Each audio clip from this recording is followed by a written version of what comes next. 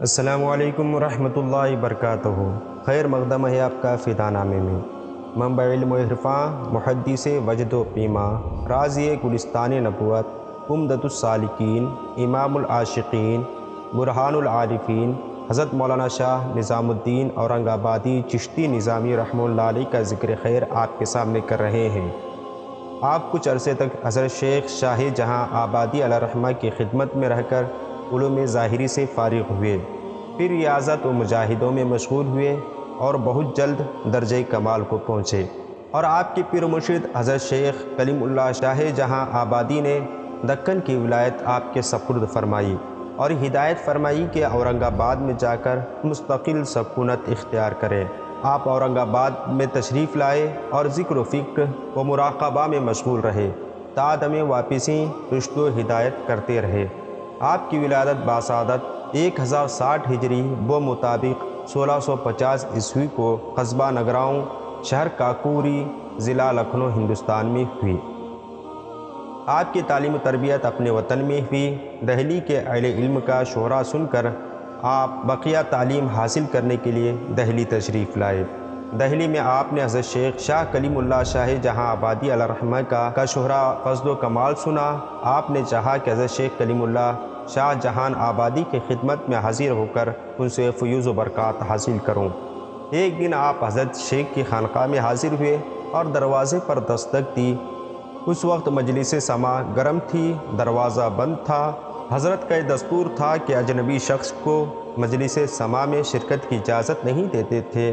دستک کی آواز سن کر حضرت شیخ نے حاضرین میں سے یہ حکم دیا، دروازے پر جا کر دیکھے کہ کون ہے۔ اس شخص نے آپ کا نامی و احوال گرامی معلوم کر کے حضرت شیخ سے جا کر عرض کیا۔ حضرت نے آپ کو اندر آنے کی اجازت مرحمت فرمائی۔ حاضرین کو تعجب ہوا۔ انہوں نے حضرت شیخ سے عرض کی، اجنبی کو مجلس سما میں داخل کرنا حضور کا دستور نہیں ہے۔ تو آپ نے فرمایا، یہ شخص عزیز آشنا ہے، غیر نہیں ہے۔ آپ جب حضرت شیخ کی خدمت میں حاضر ہوئے، آداب بجا لائے۔ حضرت شیخ نے آپ کے سلام کا جواب دیا، آپ سے آنے کی وجہ دریافت فرمائی۔ آپ نے عرض کیا، تحصیل علم کی خواہش حضور کے قدموں میں لائی ہے۔ حضرت شیخ نے آپ کی درخواست منظور فرمائی اور آپ کو خدمت عالیہ میں رہنے کی اجازت دی۔ بقیہ علوم کی تحصیل و تکمیل حضرت شیخ کلیم اللہ شاہ جہاں آبادی علیہ الرحمہ سے ہوئی۔ آپ کا شمار اپنے وقت کے عظیم اور جید علماء کرام میں ہوتا تھا۔ حضرت مولانا شاہ نظام الدین اورنگ آبادی علیہ الرحمہ حضرت شیخ کلیم اللہ شاہ جہان آبادی علیہ الرحمہ کے دست حق پرست پر بیعت ہوئے اور خلافت سے سرفراز ہوئے۔ حضرت مولانا شاہ نظام الدین اورنگ آبادی جامع علوم ظاہری و باطنی تھے، سنت رسول اللہ کے سخت پابند تھے، ریاضت، مجاہدہ اور مراقبہ میں ہمیشہ مشغول رہتے تھے۔ جب آپ استغراق میں ہوتے تھے، کسی بھی بے شغل شخص کو، چاہے وہ آپ کا مرید ہی کیوں نہ ہو، نہیں پہچانتے تھے۔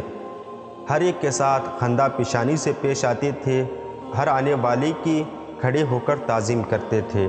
آپ کا لباس سادہ اور معمولی ہوتا تھا، قیمتی کپڑا زیب تن نہیں فرماتے تھے، اکثر کپڑوں میں پیوند لگے ہوتے تھے، خوراک بہت کم تھی، معمولی غذا پر اکتفا کرتے تھے۔ ہر شخص کی جہاں تک ممکن ہو حاجت روی کرتے تھے، حاجت پوری کرتے تھے، چلتے وقت ہر شخص کو کچھ نہ کچھ دیتے جاتے۔ جمعہ کے علاوہ جو نذرانہ آتا وہ آپ محتاجوں کو دیتے تھے۔ علمی ذوق آپ کو کمال کا حاصل تھا۔ آپ نے بہت سی کتابیں لکھی ہیں۔ نظام القلوب آپ کی مشہور تصنیف ہے۔ آپ کی انگوٹھی پر یہ عبارت لکھی ہوئی تھی، ذکر مولا از ہمہ اولا۔ آپ کا وصال 12 ذی القعدہ 1142 ہجری بمطابق 28 میں 1730 عیسوی بعمر 82 برس بروز اتوار ہوا۔ آپ کا مزار پر انوار اورنگ آباد مہاراشٹرا میں مرجع عام و خاص ہے۔